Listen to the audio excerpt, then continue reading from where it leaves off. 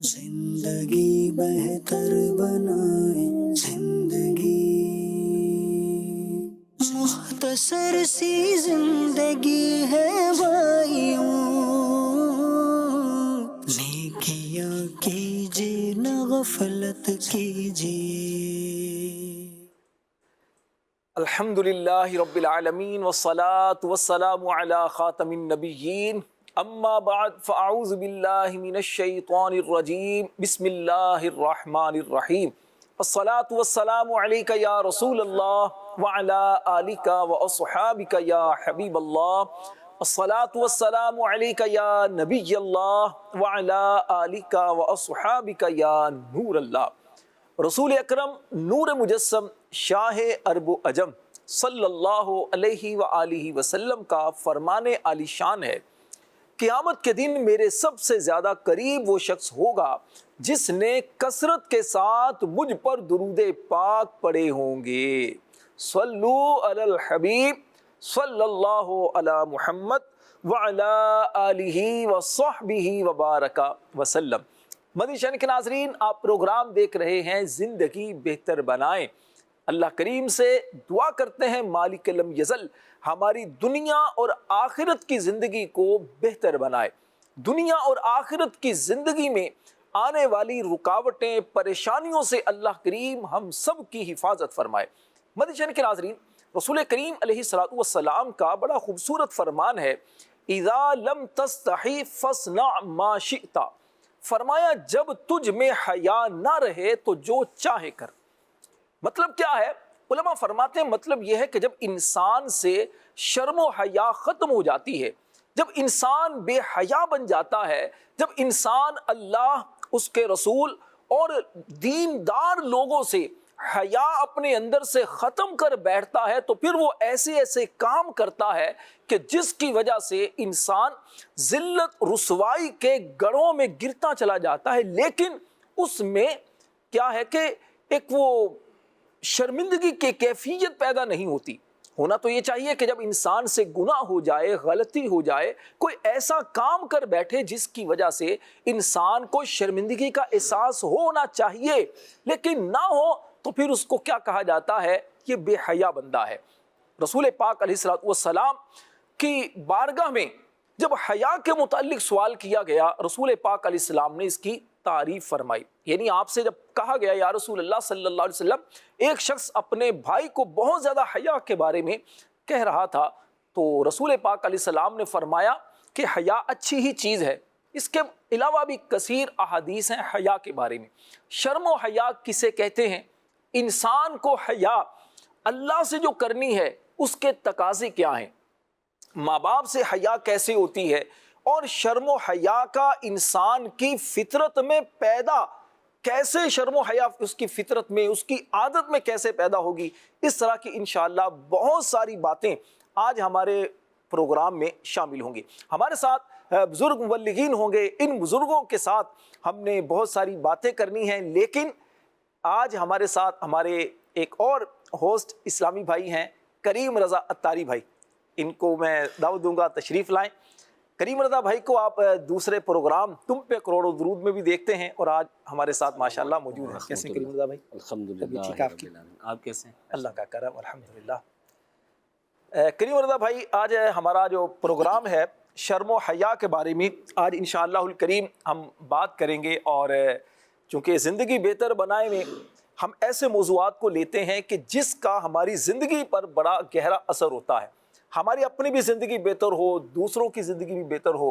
آج ہم نے جو موضوع رکھا ہے شرم و حیا، کیا کہیں گے اس موضوع کا ہماری زندگی کے بہتر ہونے سے کتنا گہرا تعلق ہے؟ راشد بھائی، ایک خوبصورت معاشرہ جبھی تشکیل پاتا ہے کہ جب ان کے لوگوں میں ادب و احترام ہو۔ ٹھیک ہے، چھوٹے بڑوں کا ادب و احترام کریں، بزرگوں کا احترام کریں، ان میں آپس میں محبت ہو، اور اس کی ادب و احترام کی بنیادی وجہ جو ہے نا وہ شرم و حیا ہے۔ بہت خوب۔ جس میں حیا نہیں ہوتی تو پھر وہ بے باک ہو جاتا ہے۔ جب آدمی بے باک ہو جاتا ہے تو پھر وہ بڑوں کی عزت بھی نہیں کرتا، بالکل۔ پھر وہ اس کے دل میں خوف نہیں ہوتا کہ لوگ مجھے کیا کہیں گے، میرے بارے میں کیا سوچیں گے۔ بس پھر جو بھی آپ نے بیان کیا کہ جس میں شرم و حیا نہ ہو وہ جو چاہے کرے، تو پھر جو اس کا دل چاہتا ہے، جو اس کے ذہن میں آتا ہے، جو وہ صحیح سمجھتا ہے وہ کر رہا ہوتا ہے، اور اس کو کسی کا ڈر اور خوف نہیں ہوتا۔ یہ جو کیفیت ہے یہ بے شرمی کی، بے حیائی کی کیفیت ہے۔ اور اگر شرم و حیا ہوتی تو بہت ساری برائیاں ایسی ہیں جو معاشرے میں پیدا ہی نہ ہوتی، بلکہ یوں کہا جائے کہ کثیر برائیاں جو آج ہمارے معاشرے میں جنم لے رہی ہیں، پھیلتی چلی جا رہی ہیں، اور معاشرہ تباہی اور بربادی کا شکار ہو رہا ہے، اس کی بنیادی وجہ حیا کا رخصت ہو جا رہا ہے۔ حیا کا رخصت ہونا۔ عبد الکریم بھائی، اگر دیکھا جائے تو پہلے جو ہمارے بزرگ ہوا کرتے تھے، بزرگوں کے اندر بھی ایک حیا چونکہ بہت زیادہ ہوا کرتی تھی، تو ان بزرگوں کو دیکھ کر بچوں میں بھی حیا کا ایک سلسلہ ہوتا تھا۔ یہ بھی ایک حیا کی ایک بات ہے، مدنی چینل کے ناظرین بھی اگر غور کریں، ہم اگر اپنے بچپن میں چلے جاتے ہیں تو کبھی اگر ہمارے بزرگ آتے تھے تو ان کو دیکھ کر فوراً کھڑے ہو جایا کرتے تھے۔ اچھا، بزرگ آئے تو چارپائی پر اگر بیٹھے ہیں تو بزرگ کو بٹھایا جاتا تھا سرہانے کی طرف اور خود پائنتی کی طرف بیٹھتے تھے۔ ایسا ہی ہوتا تھا۔ اچھا، اگر کوئی بزرگ چارپائی پر بیٹھے ہیں تو چھوٹا جو ہوتا تھا وہ نیچے زمین پر بیٹھتا تھا۔ ایسا ہی۔ تو یہ ایک حیا کا، اور بڑی خوبصورت آپ نے بات یہاں پر بیان فرمائی کہ ادب اور احترام، اس کی بنیاد جو ہے وہ شرم و حیا ہے۔ شرم و حیا۔ انشاءاللہ ہمارے ساتھ مبلغین ہوں گے، اور مبلغین سے جب ہم بات کریں گے تو مزید یوں سمجھیے کہ شرم و حیا کے متعلق ہم ان سے بات کریں گے۔ اپنے مبلغین کو دعوت دیتے ہیں، اور آج ہم نے کلام بھی سننا ہے مبلغین کا۔ اگر تعارف بھی آپ تھوڑا سا کروائیں، کون کون مبلغین ہوں گے، نعت خواں کے بارے میں بھی آپ تھوڑا بتائیں تو خوشی ہوگی اسلامی بھائیوں کو۔ مدنی چینل کے ناظرین، آج الحمدللہ ہمارے ساتھ بزرگ مبلغین تشریف فرما ہیں، تو میں دعوت دوں گا عبد الرؤف عطاری بھائی تشریف لائیں۔ بہت ہی ہمارے سینئر مبلغ ہیں، دعوت اسلامی کے پرانے اسلامی بھائی ہیں، بہت اچھی گفتگو کرتے ہیں۔ وعلیکم السلام ورحمۃ اللہ وبرکاتہ۔ کیسے ہیں عبد الرؤف بھائی؟ خیریت سے ہیں آپ؟ ماشاء اللہ۔ ہمارے اور اسلامی بھائی، بزرگ اسلامی بھائی بھی ہمارے ساتھ سلسلے میں شامل ہوں گے، اس پروگرام کا حصہ بنیں گے۔ ہمارے محمد ہاشم عطاری بھائی، ہاشم عطاری بھائی ہیں، نوید مدنی بھائی بھی ماشاءاللہ ہیں، اور نعت خواں ناصر بھائی بھی سبحان ہمارے ہیں۔ تشریف لے آئیں اسلامی بھائی، منچ پر انشاءاللہ بیٹھیں گے، اور اس کے بعد پھر ہم ان سے کلام بھی انشاءاللہ سنیں گے۔ سبحان اللہ، سبحان اللہ۔ ہاشم بھائی، السلام علیکم ورحمۃ اللہ۔ ماشاءاللہ، کیسے؟ وعلیکم السلام ورحمۃ اللہ۔ وعلیکم السلام ورحمۃ اللہ۔ مدنی چینل کے ناظرین، آپ دیکھ رہے ہیں بزرگوں کی زیارت بھی آپ کر رہے ہیں، اور ان بزرگوں سے انشاءاللہ الکریم آپ کو باتیں بھی کریں۔ تشریف رکھیے۔ آئیے اب ناصر بھائی سے کلام سنتے ہیں۔ کون سا ناصر بھائی کلام سناتے ہیں، یہ ناصر بھائی سے ہی پوچھتے ہیں۔ ناصر بھائی کون سا کلام سنا رہے ہیں؟ امیر اہل سنت کا بڑا پیارا لکھا ہوا کلام ہے، سویا ہوا نصیب جگا دیجئے حضور۔ ماشاءاللہ، بڑا خوبصورت کلام ہے، سنائیے۔ صلی اللہ علیہ یا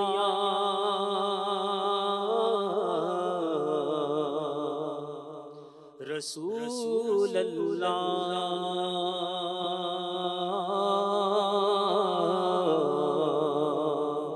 وسلم علیک یا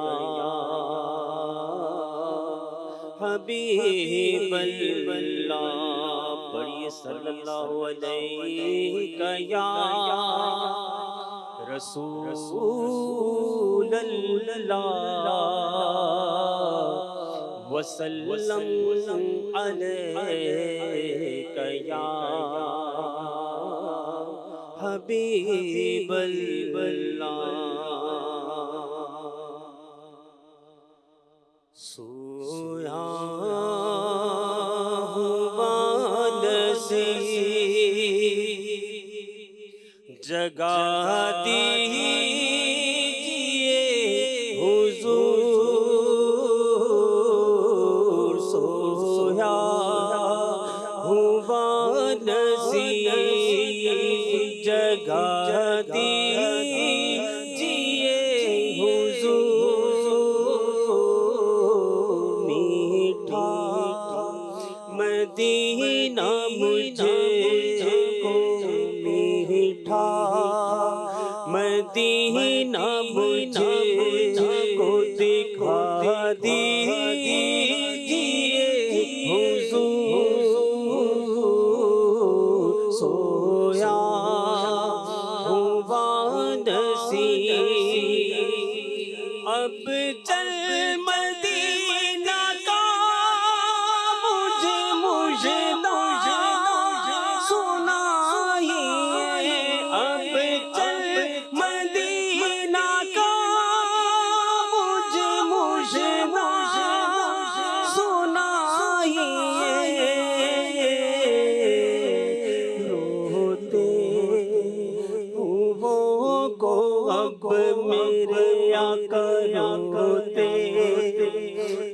مدیحوں کو اب تو ہنسا دیجیے حضور، روتے وہ کو اب تو ہنسا دیجیے حضور،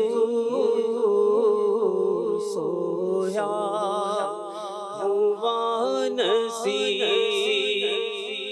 ساحل غم مدینہ کا ہوگا شاہ بہاروں پر میں، ساحل غم مدینہ کا ہوگا شاہ بہاروں پر، مجھے کو ہمیں مدینہ، مجھے کو ہمیں مدینہ شاہ دیجیے حضور،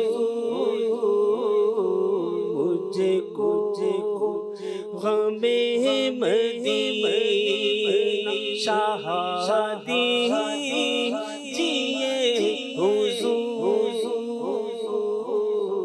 میٹھا مدینہ مجھے احمد رضا کا واسطہ الفت کا ساتھیا،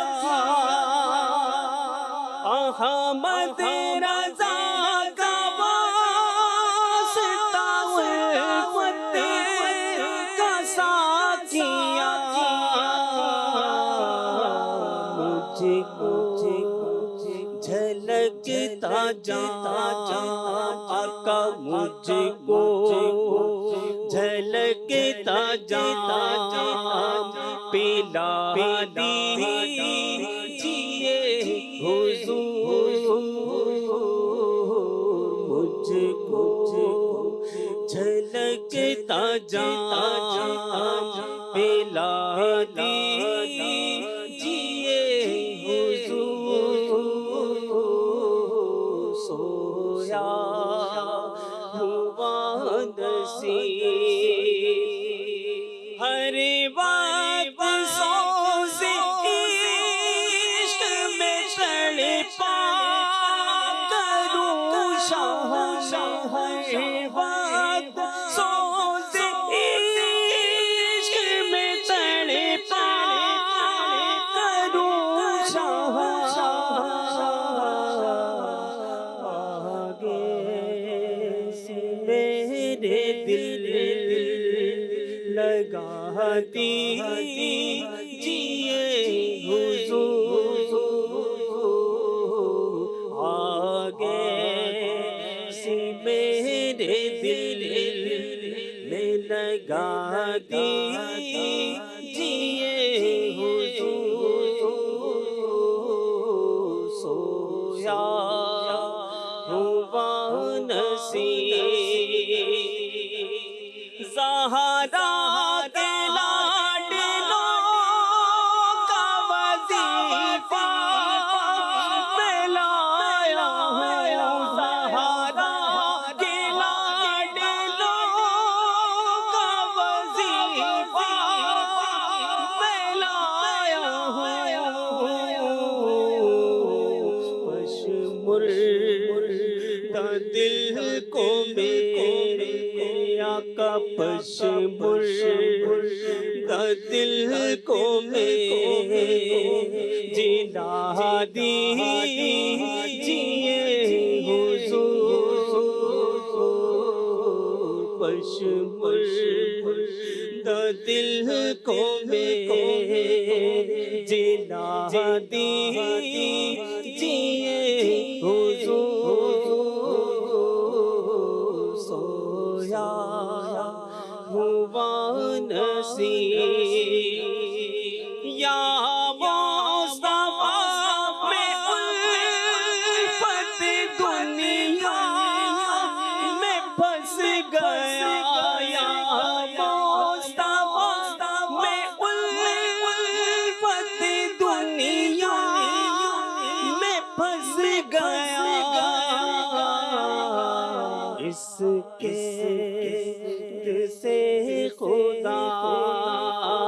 چھوڑا دیجیے حضور، اس کے سے خدا چھوڑا دیجیے حضور، سویا ہوا نصیب، ڈر لگ رہا ہے جہنم کی آگ سے، ڈر لگ رہا ہے جہنم کی آگ سے،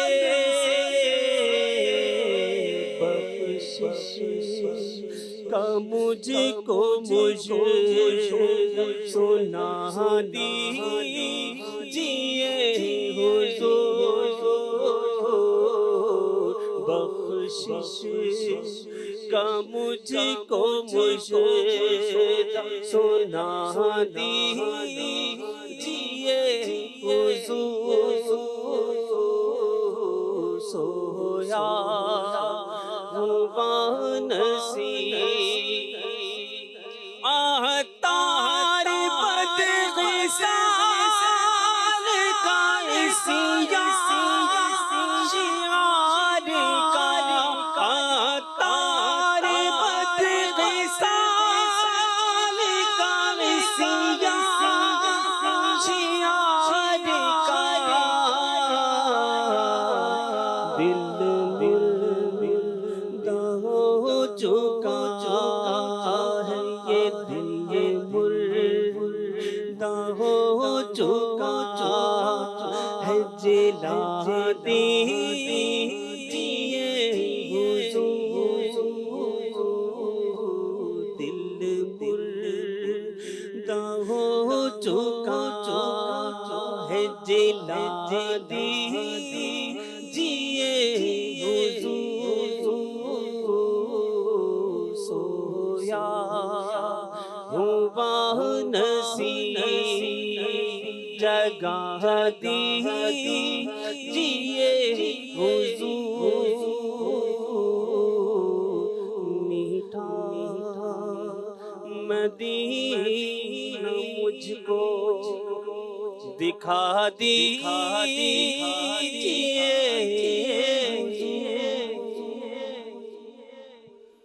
سبحان اللہ سبحان اللہ، ماشاء اللہ، بڑا خوبصورت کلام عاشق مدینہ کے قلم سے لکھا ہوا کلام۔ اس کلام میں یاد مدینہ کی تڑپ بھی ہے، اللہ اللہ، عشق مدینہ کی باتیں بھی ہیں، بے شک، اپنے گناہوں پر ندامت کا اظہار بھی ہے، کریم آقا علیہ السلام کی بارگاہ میں استغاثے بھی ہیں۔ اللہ سے ہم دعا کرتے ہیں مالک لم یزل امیر اہل سنت کے لکھے ہوئے اس کلام کے طفیل، یہ ساری آرزویں تمنائیں جو آپ نے آقا کی بارگاہ میں پیش کی ہیں، اللہ ہمارے حق میں بھی قبول فرمائے، آمین آمین آمین۔ کریم رضا بھائی، آج ہمارا جو پروگرام زندگی بہتر بنائے، اس میں آج ہم نے موضوع رکھا ہے شرم و حیا۔ انسان جو ادب اور احترام بزرگوں کا کرتا ہے، انسان جو غلطیوں سے خود کو روکتا ہے، گناہوں سے خود کو بچاتا ہے، تو اس کی ایک بڑی وجہ حیا ہوتی ہے۔ یوں دوستی ایک تو اچھی چیز ہے کہ آپ مسلمان ہیں، مسلمان کی مسلمان سے دوستی ہونی چاہیے، مرد کی مرد سے دوستی، لیکن بدقسمتی کیا ہے کہ مرد کی عورتوں سے دوستی، عورتوں کی نامحرم مردوں سے دوستی۔ اب نامحرم چاہے ہمارے کزن ہوں یا پھر عام معاشرے کے افراد ہوں، یہ جو ایک وبا پھیلتی جا رہی ہے، تو اس کی وجہ سے کیا ہو رہا ہے کہ بے حیائی عام ہوتی چلی جا رہی ہے، اس سے بے شرمی عام ہوتی چلی جا رہی ہے۔ جو پہلے بزرگوں کا احترام تھا، پہلے خوف خدا، اور پہلے جس طرح ہم اپنے بچپن میں دیکھتے تھے، زیادہ بلکہ نہ 15-20 سال پیچھے چلے جائیں، ایک بڑا خوبصورت ایک ماحول دیکھتے تھے معاشرے کے اندر، ہم وہ ختم ہوتا چلا جا رہا ہے۔ تو اس حوالے سے اگر ہم اپنے عبدالرؤف بھائی سے ہی آغاز کریں جی جی، کہ شرم و حیا کسے کہتے ہیں، حیا جیسے عربی کا ہی لفظ ہے حیا، حیا کیا ہے؟ اور بعض اوقات عبدالرؤف بھائی کیا ہوتا ہے کہ پہلے تو کوئی کام کرتے ہوئے یا تو شرمندگی ہوتی ہے، جی جی، یار مجھے کام یہ نہیں کرنا چاہیے، اور بعض اوقات کیا ہوتا ہے کہ بالکل انسان حیا کو سائڈ پر رکھ کر کہتا ہے نہیں بالکل کرنا چاہیے، کیا کہیں گے؟ الحمدللہ رب العالمین والصلاة والسلام علی خاتم النبیین اما بعد فاعوذ باللہ من الشیطان الرجیم بسم اللہ الرحمن الرحیم۔ راشد بھائی، جہاں تک اس بات کا تعلق ہے نا کہ حیا کیا ہے، تو اگر ہم اس کے لغوی معنی پر غور کریں نا تو اس کے لغوی معنی ہے شرمانا، ٹھیک ہے، خود پر عیب لگ جانے کے ڈر سے جھیپ جانا۔ اور اگر اصطلاح میں ہم اس کو دیکھیں نا تو علماء فرماتے ہیں کہ یہ شرم و حیا، یہ حیا وہ خوبی ہے جو انسان کو ان کاموں، ان برائیوں سے روک لیتی ہے جو اللہ تبارک و تعالی اور اس کے بندوں کے نزدیک برے ہوں۔ واہ بہت خوب۔ اب علماء کرام نے اس کی کچھ تفصیل یوں ارشاد فرمائی کہ اللہ تبارک و تعالیٰ کے بندوں سے شرما کر کسی ایسے کام سے رکنا جو ان کے نزدیک اچھا نہ ہو، یہ مخلوق سے حیا کہلاتا ہے۔ ٹھیک، اور یہ بہت اچھی بات ہے کہ جب انسان عام لوگوں سے شرم کرے گا، عام لوگوں سے حیا کرے گا تو وہ بہت ساری دنیاوی برائیوں سے بچ جائے گا۔ ٹھیک، اور اگر یہی شرم و حیا وہ علماء سے کرے گا یا نیک دیندار لوگوں سے کرے گا تو بہت ساری دینی برائیوں سے بھی بچ جائے گا۔ بہت خوب۔ تو یوں یہ حیا دنیاوی طور پر اس طرح مطلب فائدہ دیتی ہے۔ پھر اللہ تبارک و تعالیٰ سے بھی ایک حیا ہے، اللہ، اور اس کا تقاضا کیا ہے؟ علماء فرماتے ہیں کہ اللہ تبارک و تعالیٰ سے حیا یہ ہے کہ وہ تمام کام جن سے اللہ تبارک و تعالیٰ کے ناراض ہو جانے کا خوف ہو، یہ اللہ تعالیٰ سے حیا ہے، بندہ ان سے بچ جائے۔ وہ تمام کام جن سے اللہ تعالیٰ کی ناراضگی کا خوف ہو، ان سے اگر بندہ بچ جائے تو یہ اللہ تبارک و تعالیٰ سے حیا ہے۔ بزرگ ہمارے جنید بغدادی رحمۃ اللہ تعالی آپ فرماتے ہیں کہ بندہ ایک طرف جو ہے وہ اللہ تبارک و تعالیٰ کی عنایتوں، نوازشوں، اس کی عطاؤں کو دیکھے، اور دوسری طرف وہ اپنی غلطیوں، لغزشوں، خطاؤں کو دیکھے۔ اب اپنی غلطیوں، کوتاہیوں کے سامنے اللہ تبارک و تعالیٰ کی بے انتہا عطاؤں کو دیکھنے کے بعد اس کے دل میں جو کیفیت پیدا ہو رہی ہے نا، اس کا نام حیا ہے۔ سبحان اللہ۔ تو اب اسلام جو ہے ہمارا یہ شرم و حیا کے حوالے سے بہت زیادہ ہمیں ترغیب دلاتا ہے، یہاں اس کی بہت اہمیت ہے۔ ایک بندہ مومن جو ہے نا، اس کی زندگی حیا کے بغیر مکمل ہی نہیں ہے، کہ حیا ایمان کا ایک زبردست بہترین تقاضا ہے۔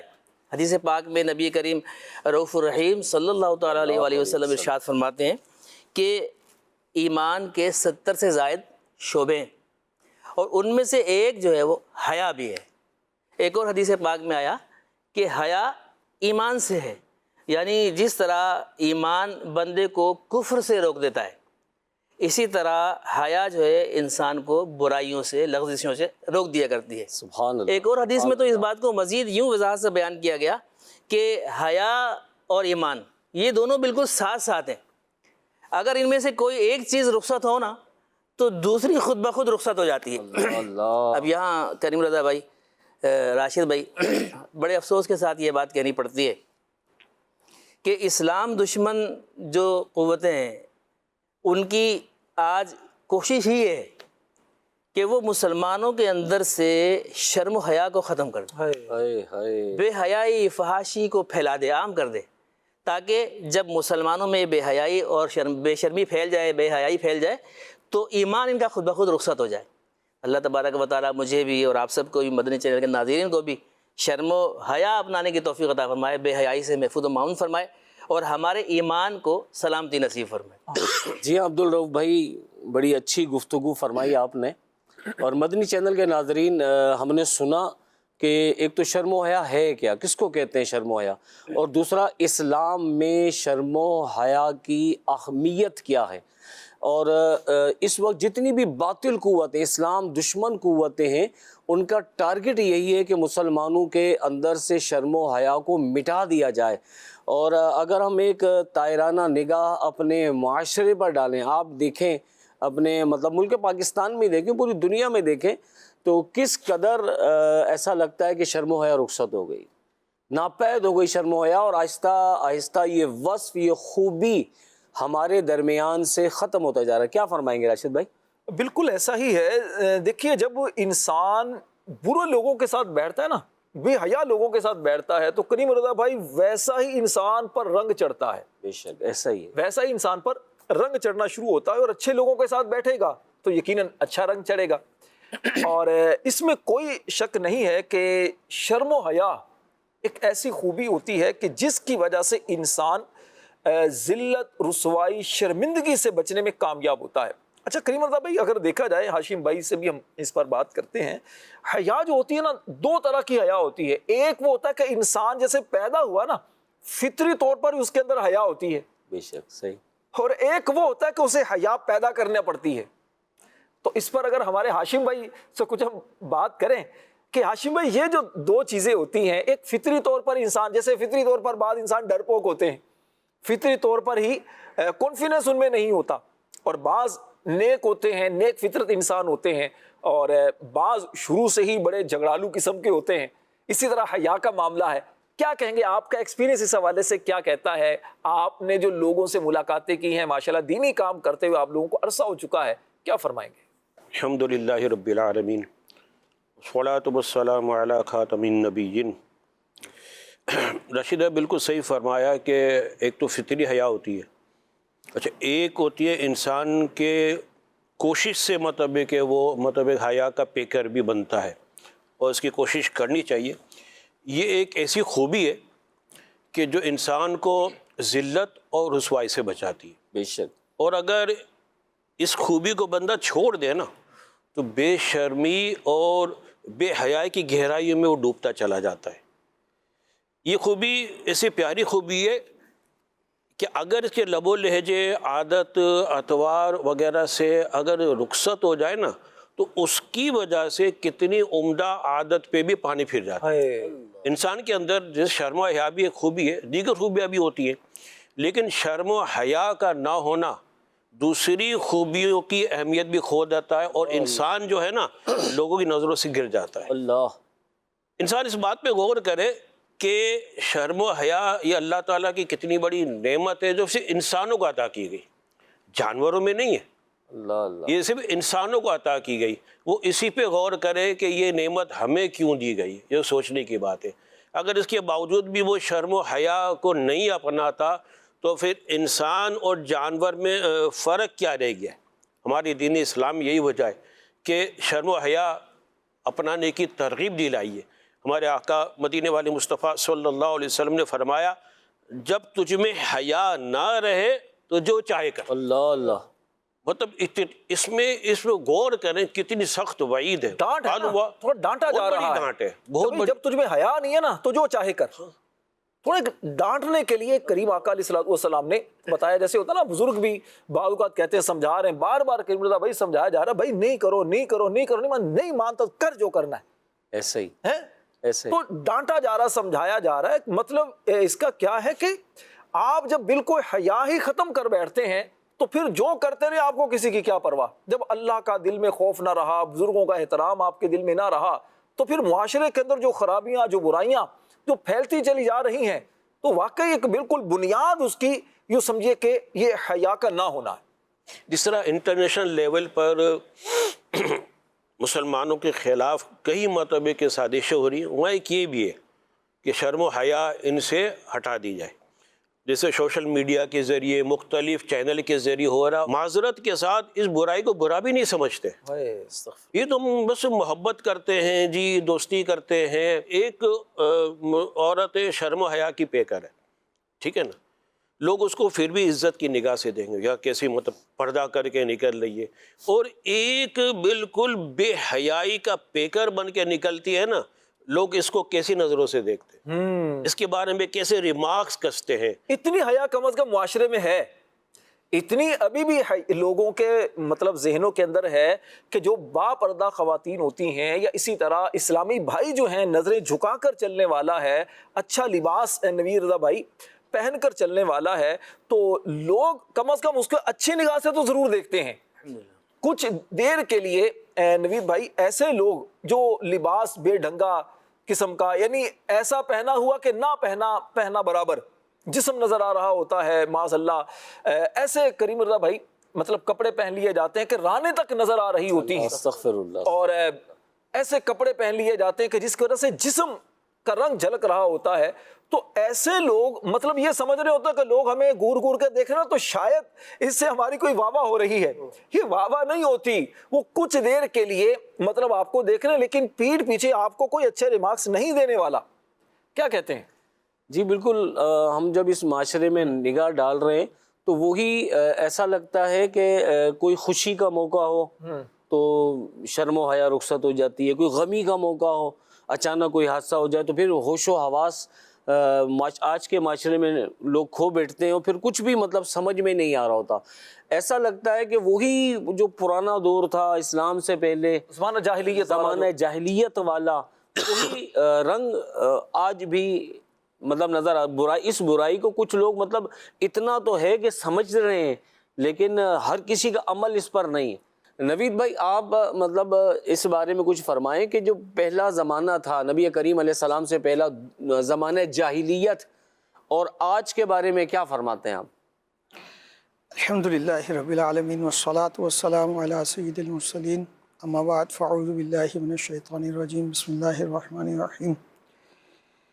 جی بالکل کریم رضا بھائی، ایسا ہی ہے کہ جب سرکار دو عالم صلی اللہ تعالیٰ علیہ وآلہ وسلم کی ولادت باسعادت ہوئی تو اس سے پہلے کا جو دور تھا وہ جاہلیت کا دور کہلاتا تھا، اور سیرت نگاروں نے بڑی تفصیل کے ساتھ اس وقت کے حالات، خاص طور پر اہل عرب کے حالات کو قلم بند کیا اور بالکل وضاحت کے ساتھ اس وقت معاشرے میں پائی جانے والی بے حیائی، بے شرمی اور جو برائیاں عام تھیں ان کا تذکرہ کیا. اور اس قدر مطلب ہے کہ برائیاں تھیں کہ برائی کو برائی بھی نہ سمجھا جاتا تھا. ہر قسم کی برائی ہم کہہ سکتے ہیں کہ معاشرے میں پائی جاتی تھی، جھوٹ، جوا، شراب، اسی طرح بدکاری، یہ سارے مطلب ہے کہ بے حیائی کے کام جو تھے وہ عام تھے. ایسے حالات میں سرکار علیہ الصلوۃ والسلام جب دنیا میں تشریف لائے تو آپ نے الحمدللہ نور نبوت کی برکت سے پورے ماحول کو گویا کہ تبدیل کر کے رکھ دیا. سبحان اللہ. شرم و حیا کے پیکر تھے رسول پاک علیہ السلام کے بارے میں تو نوید رضا بھائی کہا جاتا ہے، بلکہ حدیث میں آتا ہے کہ آپ کنواری لڑکیوں سے زیادہ شرم و حیا والے تھے. سبحان اللہ. آقا کی حیا سے جھکی رہتی تھی نگاہیں. سبحان آقا کریم اللہ. علیہ السلام کی نگاہیں جھکی رہتی تھیں، اور یہ نگاہوں کا جھکنا کس وجہ سے تھا؟ حیا کی وجہ سے. کریم آقا علیہ السلام کے مبارک خوبیاں اگر دیکھتے ہیں تو اس میں کیا ملتا ہے کہ آقا کریم علیہ السلام چہرے پر نظریں گاڑ کر گفتگو نہیں کرتے تھے. اچھا پھر صحابہ کی شرم و حیا دیکھیں کریم رضا بھائی. صحابہ کرام سے کریم آقا علیہ السلام کے مبارک حسن و جمال کے بارے میں اگر پوچھا جاتا ہے تو صحابہ کی ایک بڑی تعداد وہ ہے جنہوں نے نبی پاک علیہ السلام کا حلیہ بیان نہیں کیا. علماء نے اس کی ایک وجہ یہی بیان کی کہ حیا کی وجہ سے وہ ایسے نہیں دیکھتے تھے. سبحان اللہ. یہ حیاتی صحابہ کرام کی. اور نبی پاک علیہ السلام تو نبی رضا بھائی فطری طور پر ایسے حیا والے تھے جنہیں دیکھ کر صحابہ نے حیا سیکھی، جنہیں دیکھ کر زمانے کو حیا کا درس ملا.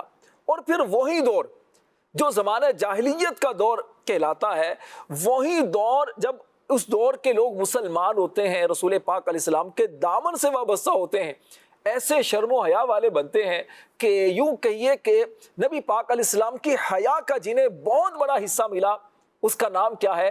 سیدنا عثمان غنی ذو النورین رضی اللہ عنہ. کریم آقا علیہ السلام کیا فرماتے ہیں کہ عثمان وہ ہے جس سے اللہ کے فرشتے بھی حیا کرتے ہیں. سبحان اللہ. اللہ کے فرشتے بھی اس سے حیا کرتے ہیں.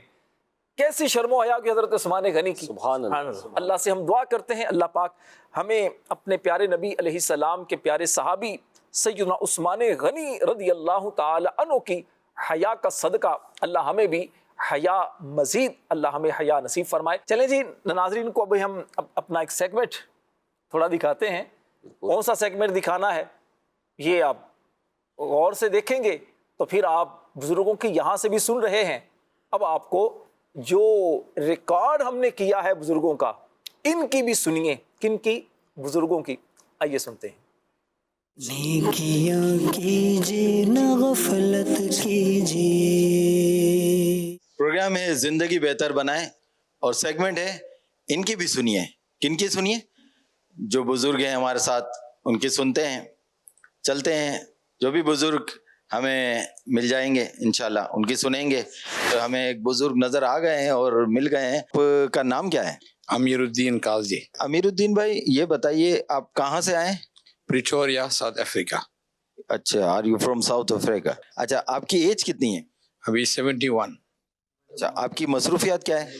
ابھی میں ریٹائر ہے. پہلے میں کیمسٹری میں ماہر تھا، فارمولا بنانے میں، اور یہ کاسمیٹک فارمولیشن. اچھا، مطلب اس کو اسپیسیفکلی اس کو کیا ڈیزگنیشن کہیں گے؟ سائنٹسٹ کہیں گے؟ جی، سائنٹسٹ ہے آپ؟ یا اچھا، امیر الدین بھائی ریسرچ ڈپارٹمنٹ میں تھے، ریٹائرڈ ہو گئے ہیں، سائنٹسٹ ہے. گریٹ. اچھا، ابھی آپ کی کیا مصروفیات ہیں؟ ابھی میں دعوت اسلامی میں روحانی علاج کا بستہ چلاتا ہے. بزرگوں کا مدنی چینل کی ٹرانسمیشن ہے، اس میں ایک پروگرام ہوتا ہے ہمارا زندگی بہتر بنائیں. کچھ آپ اپنے پاسٹ کے بارے میں بتانا چاہیں؟ کچھ بھی ہے نا ایسے ہارٹ ٹچنگ مومنٹ. جی. اچھا، شروع میں بہت اینٹی تھا دعوت اسلامی کی. وجہ یہ تھا کہ پہلا مرتبہ مجھے دعوت اسلامی والے نظر آئے، سبز امامہ والے، تو بہت محبت اور پیار سے مجھے ایک کیسٹ بھی دیا نعت کا، ایک شخص مجھے کتاب بھی دیا. تو بعد میں ایک پروگرام تھا ایک ہوٹل میں، امیر سنت دامت برکاتہ عالیہ کا کچھ پروگرام تھا. تو مجھے جو شخص جو گمان میرا بگاڑ ہے پہلا وہ مجھے دعوت دیا، اور وہ جو ہوش تھا وہ بولا کہ مجھے موقع دینا نعت پڑھنے کے لیے. تو میں صرف اعلیٰ حضرت رحمۃ اللہ علیہ کا کلام پڑھتا تھا. تو مجھے موقع ملا تو میں ایک کلام پڑھا اعلیٰ حضرت رحمۃ اللہ علیہ کا. تو سارے جو وہاں سے ساتھ میرے مل کے پڑھنے شروع کر دیا. آپ نعت خواں بھی ہیں؟ اچھا، چلیں اینڈ میں آپ سے نعت بھی تھوڑے دو بول سنیں گے، آپ مزید کنٹینیو کریں پلیز. اس کے بعد کیا ہوا، جب میں نعت پڑھ رہا تھا سارے میرے ساتھ مل کے پڑھے عاشق رسول. تب یہ وہ دیکھا خبردار، یہ لوگ جو سبز امامہ پہنتے یہ ان کا عقیدہ بد ہے، یہ سب دھوکہ دینے کے لیے یہ سب اعلیٰ حضرت کا نام لیتے. تو 1994 سے 2001 تک میں بہت اگینسٹ تھا دعوت اسلامی کا. اور ایک ہمارا جو نگران ہے اسلم بھائی، کئی مرتبہ محفل میں، ہمارے سگے محفل میں میلاد شریف میں ان کو دیکھا، وہ سب امامہ پہن کر ان کے ساتھ جو بھی تھے میں ان سے الگ جاتا، نعت پڑھ کر میں ان سے دور جاتا تھا. دیکھتے ہی آپ دور چلے جاتے تھے؟ جی. تو ایک تو ایسا ہوا، ایک تھا میرے پیر مرشد حضرت مولانا ابراہیم خوش رحمۃ اللہ علیہ، میں بابا جان کا یہ طالب ہے. جی. تو وہ جب وہ بھی اعلیٰ حضرت کا کلام سناتے تھے، ہر وقت اعلیٰ حضرت کا چرچا کرتے تھے. تو ایک دن میں اعلیٰ حضرت کے عروس میں گیا تو میں یہ دیکھا کہ سب امامہ والے بھی ساتھ تھے. تو میرا خیال ہے یہ تو اعلیٰ حضرت کے خلاف کیوں یہاں تھے دھوکہ دینے کے لیے. تو مجھے بہت غصہ آیا. تو کھانے کے وقت جیسا ہمارا معمول ہے، ہم دعا پڑھتے کھانے کے پہلے، اب یہ دعا پڑھنے شروع کر دیا. مجھے ابھی زیادہ غصہ ہے، بولتا صرف ان کا نام بڑھانے کے لیے دعا پڑھ رہے. تو جو بھی وہ کرتے میں خلاف تھا. اچانک کیا ہوا، مجھے آپ ساری سنی سنائی باتوں پہ یقین کر رہے ہیں؟ وہ میرے گمان کو بگاڑ دیا. 2001 میں مجھے جو ایک دوست تھا وہ بتایا، ایک بزرگ کا نام، وہ بولے وہ سب امامہ پہنتا ہے، وہ ابھی میں نیا تھا ان کے ساتھ، اب سارے جو مشکلات تھے وہ حل کریں گے. جب میں ان کے ساتھ ملا تو میں دعوت اسلامی کے مجبوراً میں قریب ہو گیا.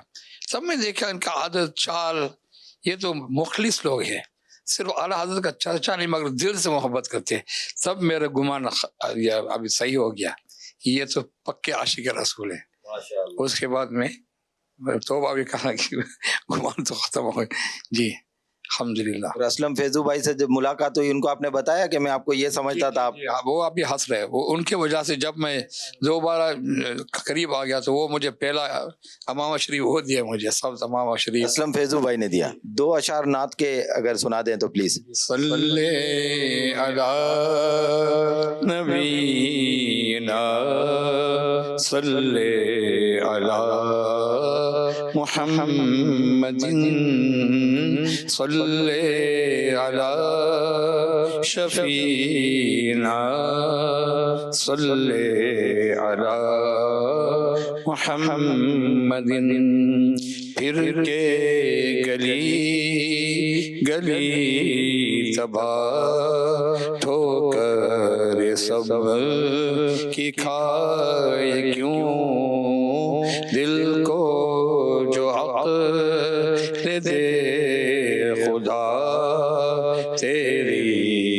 گلی سے جائے کیوں پھر کے گلی گلی تباہ ٹھوکر سب کی کھائے کیوں. ہمارے بزرگ اسلامی بھائی کی آپ نے باتیں سنی. اس کے بعد مزید جو اس پر اپنے پوائنٹ آف ویو دیں گے وہ ہمارے مبلغین دیں گے. تو اوور ٹو مبلغین اور راشد بھائی. نیکیاں کیجیے نہ غفلت کیجیے. سبحان اللہ ماشاء اللہ. امیر الدین بھائی کی آپ نے باتیں سنی, بزرگ ہیں اور اللہ پاک ان کو سلامت رکھے. معلوم یہ ہوا تھا کہ جب یہ یہاں سے واپس اپنے ملک گئے تھے کریم رضا بھائی, تو ان کی طبیعت خراب ہو گئی تھی اور بیچارے بہت سیریس حالت میں چلے گئے تھے اور ICU میں چلے گئے تھے. اللہ پاک امیر الدین بھائی کو صحت دے اور ان کو عافیت والی طویل زندگی نصیب فرمائے. کیا خوبصورت انہوں نے ایک واقعہ بھی سنایا, اپنی کیفیات کو بھی بیان کیا. اور اس طرح اگر دیکھیں کریم رضا بھائی, کتنے ہی ایسے نوجوان, کتنے ہی ایسے بزرگ جو دعوت اسلامی سے پہلے وابستہ نہیں تھے, دور دور سے صرف دیکھتے تھے تو کچھ اور چیزیں نظر آتی تھیں, اور قریب آ کر دیکھا تو ایک محبتوں والا خوشبودار ایک ماحول ملا. تو الحمدللہ بڑی ایک زندگی میں چینج اس طرح آتا ہے. کریم رضا بھائی, اگر میں آپ سے پوچھوں, آپ سے پہلے میں نے نہیں کہا لیکن ڈائریکٹ اس لیے کہ آپ ماشاءاللہ آپ بزرگ ہیں, پرانے اسلامی بھائی ہیں ہمارے, دینی ماحول میں آنے کا جو آپ کا سلسلہ ہوا, کیا وجوہات تھیں, کس طرح آپ دینی ماحول میں آئے؟ جی راشد, دعوت اسلامی کا ماحول اللہ کا بڑا احسان رہا مجھ پر کہ مجھے دعوت اسلامی کا یہ پیارا پیارا ماحول بچپن میں مل گیا. اچھا, اتنی زیادہ عمر نہیں تھی میری. آپ کے بچپن میں دعوت اسلامی تھی؟ جی ہاں, میرا بچپن مطلب میری 17 سال عمر تھی. 16 بچپن نہیں ہے نا, جوانی آ گئی نا آپ کی شروع. جوانی شروع تھی اوائل میں, جوانی کے اوائل میں. ٹھیک ہے. اچھا, میٹرک میں نے کیا تھا. ٹھیک ہے. اس کے بعد کچھ ہمارے علاقے کے دوست تھے تو وہ مل گئے, وہ ہمارے ساتھ ہی ہوتے تھے, تو وہ دعوت اسلامی کے اجتماعات وغیرہ میں جانے لگے. تو انہوں نے مجھے بھی کہا کہ آپ بھی دعوت اسلامی کے اجتماع میں چلیں. تو میں نے جو پہلی محفل اٹینڈ کی تھی نا, جو مجھے میری یادداشت میں مجھے یاد ہے, تو وہ غالباً 86 کے بالکل لاسٹ میں تھی. ٹھیک ہے. اور وہ تھی رجب کی محفل, شاہ دولہ بنا آج کی رات. واہ کیا. اچھا, میں مطلب ہمارا تو ایسا ماحول تھا ہی نہیں, ہم نے تو یہ دیکھا ہی نہیں تھا نا رنگ. اور دعوت اسلامی کا رنگ تو ایسا رنگ تھا کہ وہ میں اس محفل میں گیا ہوں اور مجھے دوست لے کے چلے گئے, آپ بھی چلے, میں بھی چلا گیا. میں نے تو کبھی نعت خوانی اٹینڈ ہی نہیں کی تھی, اور پوری رات کی محفل. ٹھیک ہے. جب میں اس محفل میں گیا تو وہاں یہ کلام پڑھے گئے. اچھا, یہ کلام بھی مجھے سمجھ میں نہیں آ رہے تھے کیونکہ ماحول ہی نہیں تھا ایسا. ٹھیک ہے. میں یہ دیکھ رہا تھا کہ میرے سامنے نوجوان لڑکے تھے, سروں پہ امامے کے تاج تھے, داڑیاں تھیں, زلفیں تھیں, اور میں حیرت سے ان کی چہرے دیکھ رہا تھا کہ اتنے موٹے موٹے آنسو گر رہے تھے. میں تو کلام سے زیادہ انہیں دیکھ رہا تھا کہ اتنی رقت. تو میں سمجھ ہی نہیں سکا کہ یار یہ ہو کیا رہا ہے, یہ رو کیوں رہے ہیں, یہ کیا چیز انہیں رلا رہی ہے. تو پھر آہستہ آہستہ سمجھ میں آیا کہ یہ ماحول کی برکت ہے, یہ ماحول کی برکت ہے. ماحول کی برکت کا اثر ہے کہ یہ ان کی کیفیتیں تبدیل ہو چکی ہیں. وہ محفل تھی, ایک کو نہیں کئی لوگوں کو دیکھا, ایک رونا, ایک کیفیت. الحمدللہ پھر دعوت اسلامی کے اجتماعات میں آنا جانا ہوا. اس کے رجب کے بعد شعبان آ گیا. اس میں 15 شعبان کی محفل امیر علیہ سنت کا بیان ہوتا تھا.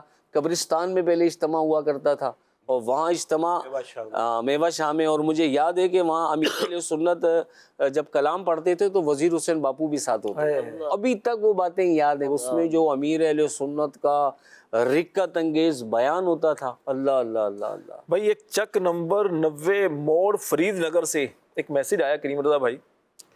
راشد بھائی, کچھ لوگوں کو نیکی کرنے, حلال کمانے میں شرم آتی ہے. حالانکہ شرم تو گناہ کرنے اور ادھار مانگنے میں آنی چاہیے. ایسوں کے بارے میں آپ کیا فرماتے ہیں؟ ایک تو یہ سوال ہے, اب کس بزرگ سے اس کا جواب لینا ہے یہ ڈیسائیڈ آپ کریں گے. لیکن ناصر بھائی کے لیے فرمائش یہ ہے, رحمت نہ کس طرح ہو گناہ گار کی طرف, رحمان خود ہے میرے طرف دار کی طرف. یہ ایک فرمائش آئی ہے, کیا کہیں گے؟ ہاشم بھائی سے ہم پوچھتے ہیں اس سوال کے بارے میں. نیکی کی دعوت دینے میں, نیکی کرنے میں, حلال کمانے میں بعض لوگوں کو شرم آتی ہے کہ یار میں بھائی شرم آتی ہے, نہیں میں نہیں کروں گا.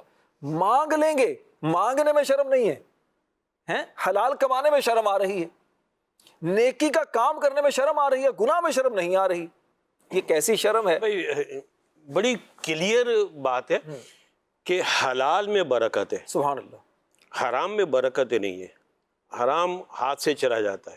اچھا دوسری بات یہ کہ کسی انسان کو سفر کر کے کسی جگہ, جیسے مثال کے طور پر شادی میں جانا ہے, تو وہ اچھی طرح تیار ہو کے جاتا ہے کہ وہاں مجھے ذلیل نہ ہونا پڑے. لوگ کہیں یار کیسے کپڑے پہن کے آیا ہے, کیسے ہولیے میں آیا ہے, کیا مطلب یہ؟ یعنی دنیا میں بھی وہ اس بات کا خیال رکھتا ہے کہ ایک جگہ سے دوسری جگہ میں جاؤں تو میرا کردار, میرا حلیہ درست ہو. تو انسان اس بات پہ غور کرے کہ دنیا کی زندگی کتنی ہے, 50 سال, 60 سال, 70 سال, 100 سال. اس وقت گائنس بکس آف ریکارڈ میں اگر آپ دیکھا جائے, شاید جہاں تک میری معلومات ہے, شاید 117 118 سال کی عمر سب سے زیادہ ہے. یہ ریکارڈز مینٹین ہوتے ہیں. چلو 120 سال اب جی گئے, آخرت ہمیشہ کی. تو جب دنیا میں ایک جگہ سے دوسری جگہ جاتے ہیں, آپ چاہتے ہیں میں اچھی شکل میں جاؤں, تو دنیا سے جب آخرت کی طرف جائیں, وہاں حلال کمانے پر, نیکیاں کرنے پر عزت ہی عزت ہے, اور گناہ کرنے پر جیسی ذلت, پتہ ہے کیسی ذلت ہے, ساری مخلوق جمع ہوگی. آدم علیہ السلام سے لے کر قیامت تک جتنے لوگ ہیں سب کے سامنے, یہاں تک کہ فضول باتوں کے بارے میں میرے لیے سنت نے خاموش شہزادے میں یہ نقل کیا ہے کہ فضول گفتگو سے پورا نامہ اعمال لوگوں کے سامنے پڑھ کے سنانا ہوگا. حیا تو وہاں ہونی چاہیے نا, وہاں حیا تو اس چیز کی ہونی چاہیے کہ مجھے اللہ کی بارگاہ میں, نبیوں کے سامنے, فرشتوں کے سامنے, ماں باپ کے سامنے اپنا نامہ اعمال پڑھ کر سنانا ہوگا. وہاں کتنی مجھے شرمندگی ہوگی. حیا تو اس طرح کے کاموں سے بندہ کرے نا. اب یہ کیا ہوا کہ حلال کمانے کے لیے حیا, حالانکہ کیا ہے, القاسب حبیب اللہ, محنت کرنے والا تو اللہ کا دوست ہوتا ہے. اپنے ہاتھ سے کمائی ہوئی جو انسان کو جو روزی ملتی ہے, جو رزق ملتا ہے, اس کا جو ایک مزہ ہے, جو سرور ہے, وہ یقیناً ہر انسان اپنے دل میں محسوس کرتا ہے. راشد بھائی یہ تجربے کی بات ہے. ٹھیک, مثال کے طور پر ایک شخص حلال کما رہا ہے 30,000 روپے, اس میں اتنی برکت ہوتی ہے کہ آخر میں اس کا بچ جائے گا. اللہ اللہ. ایک شخص حرام کما رہا ہے 50,000 روپے, مہینے کے آخر میں پریشان ہوتا ہے, میرے پاس تو کچھ بھی نہیں رہا, یہ ڈاکٹروں کی فیسوں میں اور پتہ نہیں مختلف کام, جی گھر میں یہ کام نکل آیا, وہ کام نکل آیا, اس کے پیسے چلے گئے. حلال میں برکت ہی برکت ہے, شرم و حیا میں فضیلت ہی فضیلت ہے. قیامت کے دن کی ذلت کو سامنے رکھ کر یہ جو سوال پوچھنے والے ہیں نا, وہ سوچیں کہ کم از کم دنیا میں شرم و حیا کے پیکر بن جائے, حلال کمائے, تاکہ قیامت کی اتنی بڑی مخلوق کے سامنے ذلت اور رسوائی سے بچے. سبحان اللہ. ایک اور میسیج ہے بنت عبداللطیف عطاریہ چشتیاں سے. راشد بھائی آج کا ٹاپک بہت انفارمیٹیو ہے. سیدہ فاطمہ رضی اللہ تعالی عنہا کی ردائے حیا کا واسطہ اللہ پاک ہمیں شرم و حیا کا پیکر بنائے. آمین آمین. شرم و حیا ایمان سے ہے, اور ایمان جنت میں لے جانے والا ہے. کیا خوبصورت بات ہے. عبدالرؤف بھائی کیا کہتے ہیں؟ حیا اور ادب, حیا اور ایمان, ان کا آپس میں بڑا گہرا تعلق ہے. کیا کہتے ہیں؟ اگر حیا نہیں تو انسان بے ادبی کی طرف چلا جائے گا.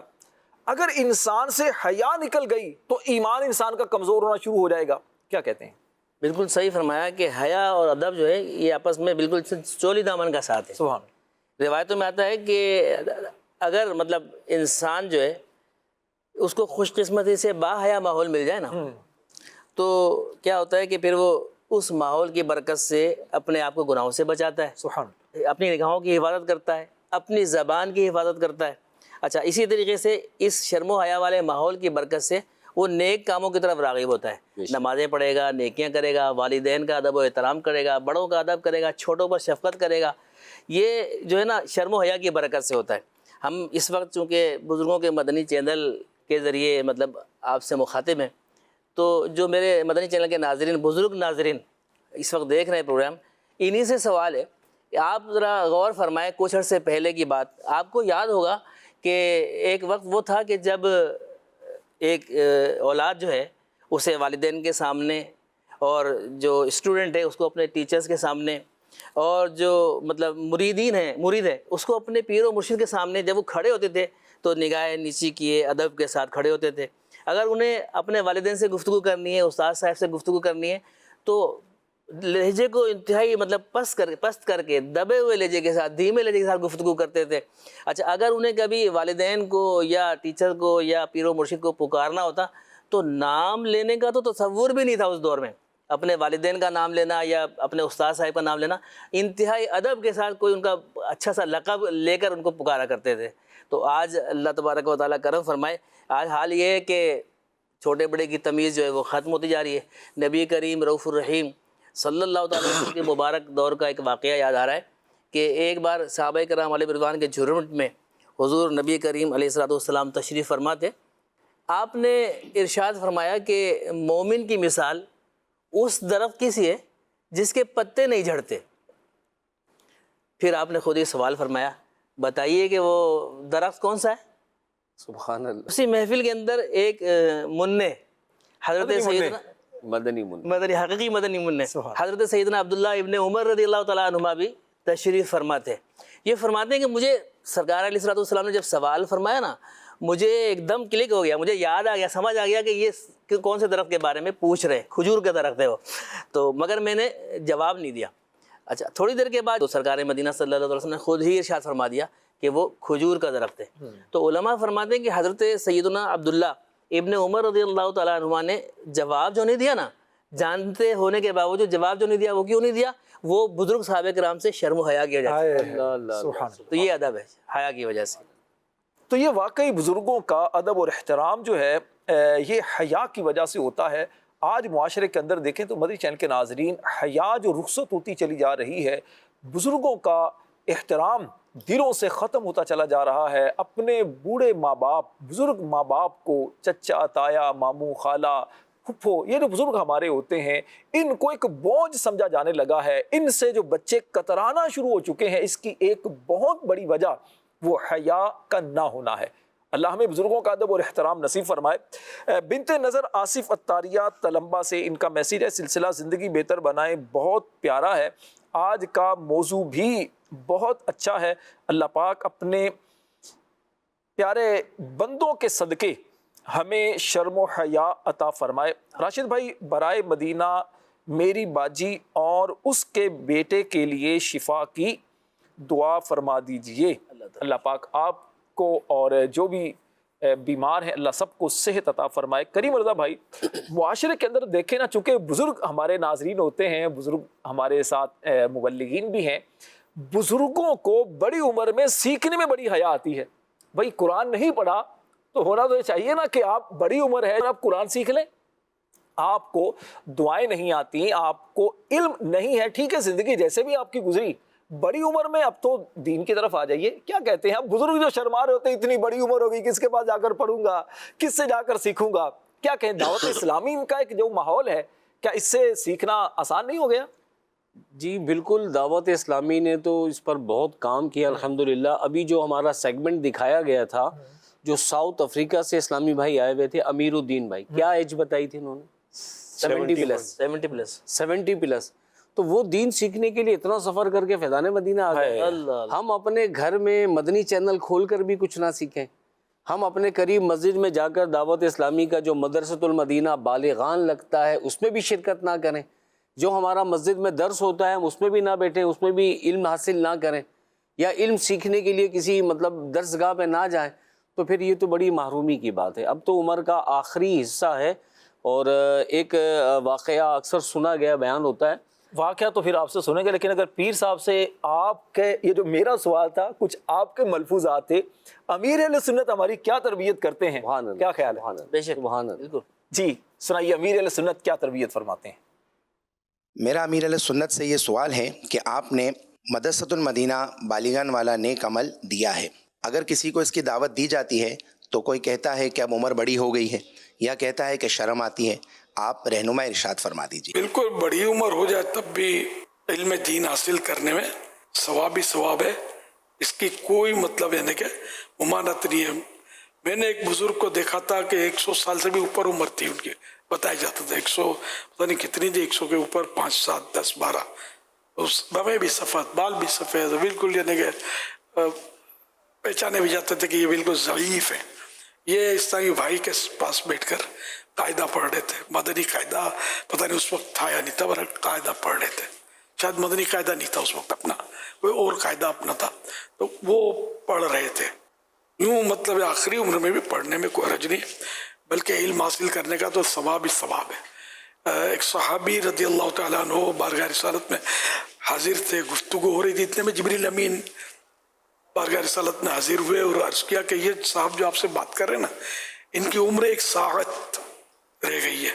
सरकार सल्लल्लाहु अलैहि वसल्लम का सलाम भी लाए थे जिब्रील अमीन कि आपको अल्लाह पाक सलाम फरमा रहा है और इस शख्स की उम्र एक साअत रह गई है। तो सरकार सल्लल्लाहु अलैहि वसल्लम ने उनको बताया, बेकरार हुए और अर्ज किया, या रसूलल्लाह सल्लल्लाहु अलैहि वसल्लम अब इस आखिरी वक्त में मुझे क्या करना चाहिए? तो इरशाद फरमाया, इश्तगिल बित्तअल्लुम, इल्म हासिल करने में लग जाओ। चुनांचे वो इल्म हासिल करने में लगे, पता है कि अभी जाने वाला हूँ मैं, तो लास्ट टाइम बिल्कुल इल्म दीन हासिल करने में लगे और वफात हो गई। रावी का कहना है कि गालिबन वो असर और मगरिब के दरमियान का वक्त था। तो ये इल्म दीन की इतनी अहमियत है। फरमाने आखिरी नबी सल्लल्लाहु अलैहि वसल्लम, जो बचपन में इल्म दीन हासिल ना कर सका मगर बड़ी उम्र में हासिल करने में लग गया, तो जब वो फौत होगा उसे शहीद का मर्तबा मिलेगा।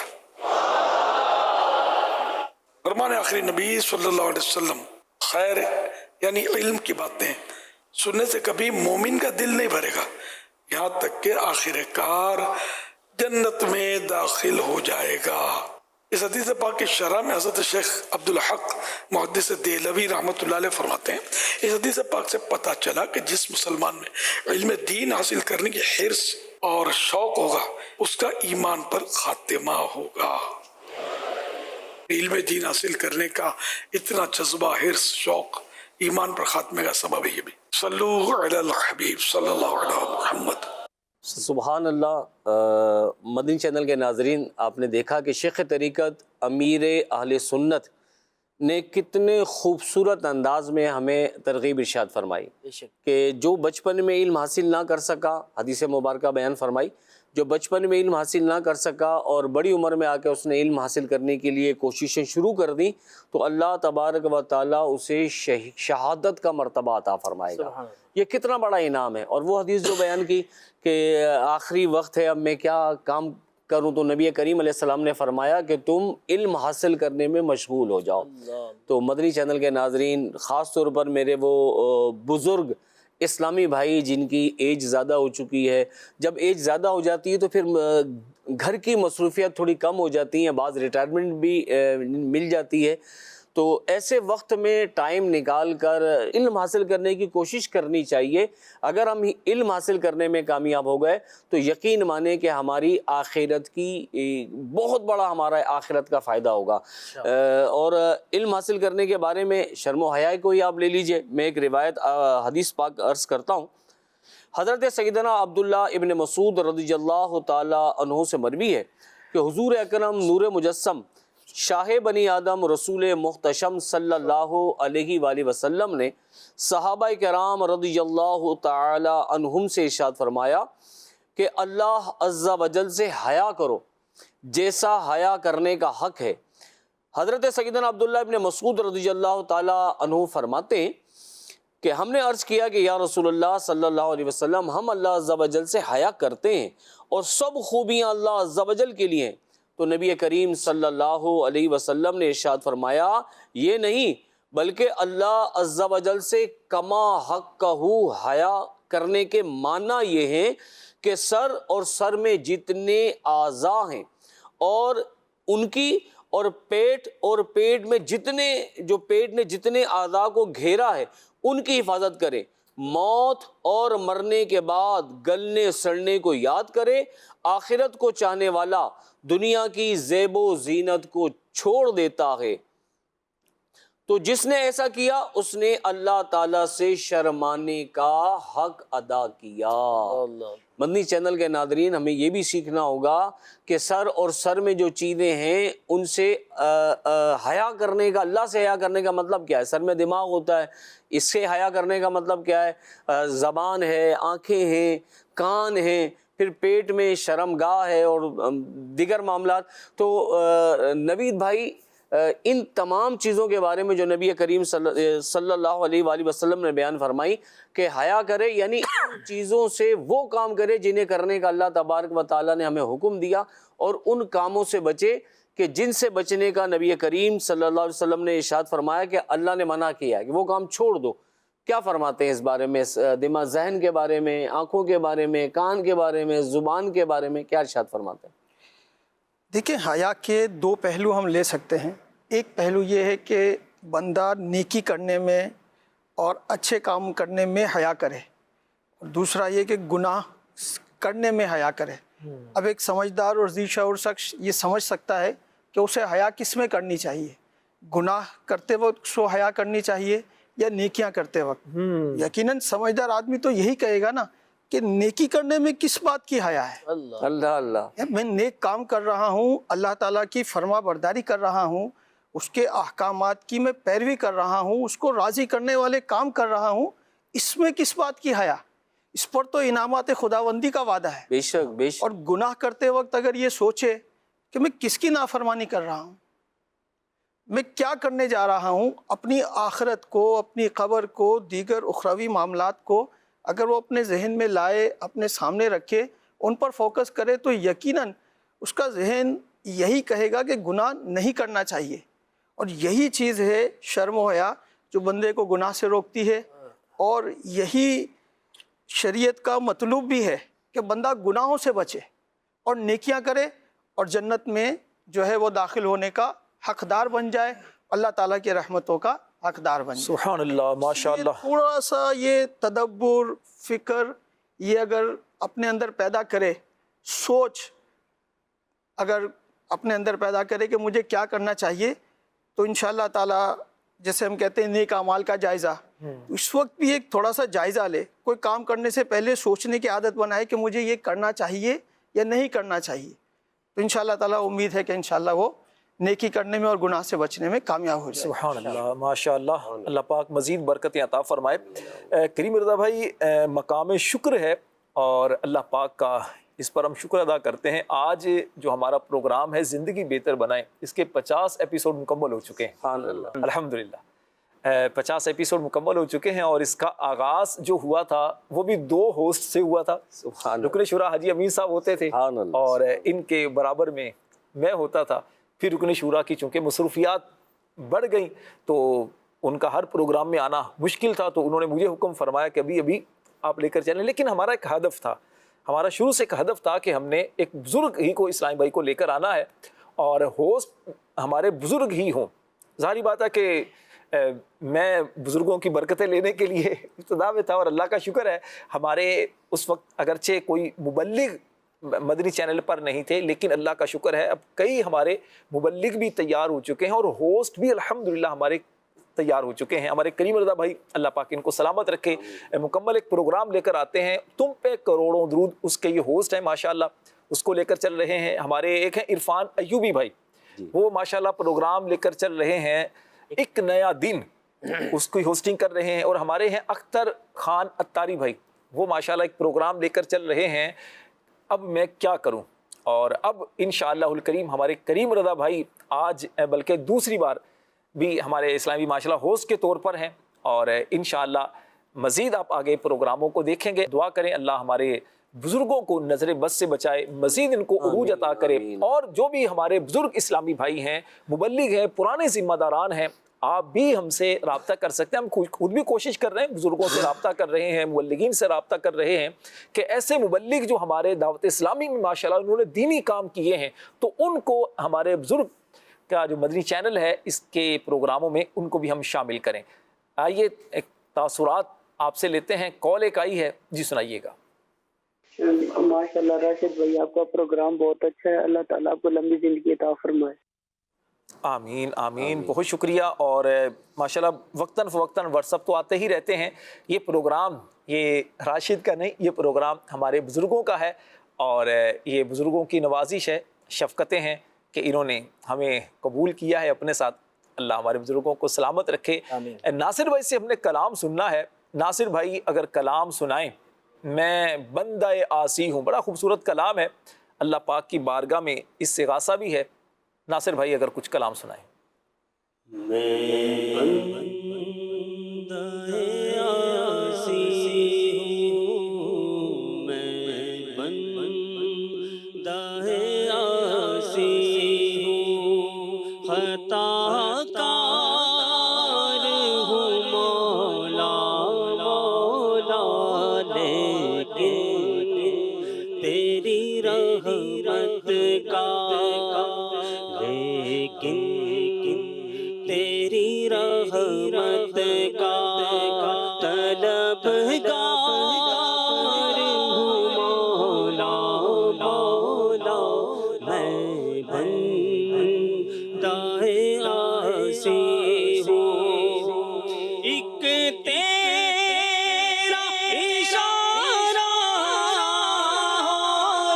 آسان ہو منزل، ایک تیرا اشارہ آسان ہو منزل، ایک لہر اٹھے اور مولا، ایک لہر اٹھے اور میں اس پار ہوں مولا مولا، میں بندہ آسی ہوں. وابستہ ہے امید میری کرم سے، وابستہ ہے امید میری کرم سے. تیرا ہوں فقط تیرا، تیرا تیرا ہوں فقط تیرا، پرستار ہوں مولا مولا، میں بندہ آسی ہوں، میں بندہ آسی ہوں، خطا کار ہوں مولا. سبحان اللہ سبحان اللہ. میں بندہ آسی ہوں، خطا کار ہوں مولا. اللہ کریم ہم سب کی بخشش و مغفرت فرمائے، اور ہم سب کو اللہ کریم شرم و حیا کا پیکر بنائے، اور جیسی حیا کرنے کا حق ہے اللہ تعالیٰ ویسی صفت ہی ہمیں عطا فرمائے. انشاءاللہ اب ہم تصویر دیکھتے ہیں. اس کے بارے میں اپنے بزرگ مبلغین سے پوچھنا چاہوں گا کہ جو تاثرات آتے ہیں، کال آتی ہیں، پہلے ان کال کو ملیں گے، پھر مبلغ ہمارے اس پر انشاءاللہ جواب دیں گے اور مزید اس بات کو مزید آگے بڑھائیں گے. تصویر دکھائیے جی. یہ تصویر دیکھ کر یہ سمجھ آ رہی ہے کہ یہ بندہ ایک ہی لکیر پہ چلتا جا رہا ہے، تو بجائے اس کے کسی سے مشورہ کرے کسی کام میں بندہ صحیح نتیجے پہ پہنچ سکتا ہے، لیکن یہ لکیر کا فقیر آدمی اسی لکیر کے پر دائرے میں گھومتا جا رہا ہے. تو بندے کو لکیر کا فقیر نہیں ہونا چاہیے، مشورے سے کام لینا چاہیے. جی ہاں، مدنی چینل کے ناظرین، آپ نے سنا کہ یہ ایک ہمارے اسلامی بھائی اپنی رائے کا اظہار فرما رہے تھے کہ دیکھیں ایک سرکل ہے، اسی میں بندہ گھومے جا رہا ہے، تو جہاں سے چلا تھا چل پھر کے پھر وہیں پہنچ جائے گا. تو لکیر کا فقیر نہیں بننا چاہیے، بلکہ اگر منزل پر پہنچنا ہے تو اس کے لیے کوئی ڈائریکشن ہونی چاہیے، کوئی مطلب کسی سے مشورہ لے کر، اگر نہیں معلومات تو معلومات حاصل کر کے پھر سفر شروع کرنا چاہیے. تو کیا فرماتے ہیں عبد الرؤف اتاری بھائی؟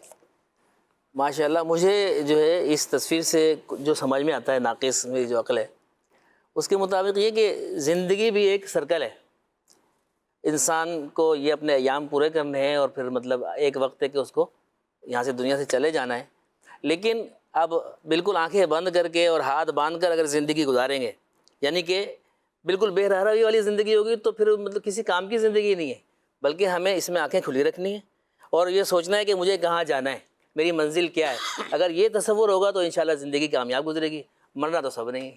ہاں اچھا، بالکل ایک رائے ہے، اپنی اپنی ہر ایک کا رائے ہے، ہر ایک اپنے انداز سے سوچتا ہے. میں جو عرض کروں گا، جیسے اسلامی بھی نے کہا نا، انسان کو لکیر کا فقیر نہیں بننا چاہیے.